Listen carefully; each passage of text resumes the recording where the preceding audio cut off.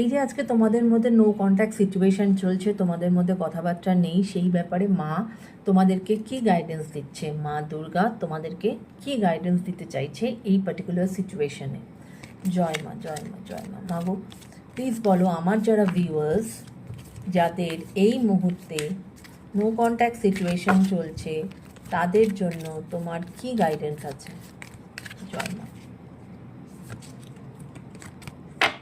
Okay,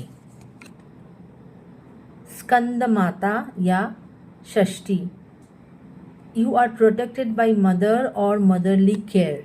মানে মা তোমাদেরকে বলতে চাইছে যে চিন্তা করো না, এই সিচুয়েশন অবশ্যই কেটে যাবে। যদি তোমার সেই মনের মানুষ তোমার জন্য ঠিক হয়, মা তোমাদের লাইফে ঠিক ফিরিয়ে দেবে, কেননা তোমরা মায়ের প্রোটেকশনে আছো।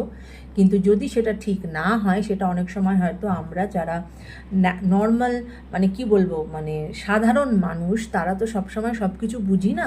হয়তো এই মুহূর্তে আমি ভাবছি যে কেন এটা আমার সাথে হলো বা কেন এটা আমার সাথে হলো না, কিন্তু এর পেছনে একটা ব্রডার অ্যাসপেক্ট থাকে। তো যদি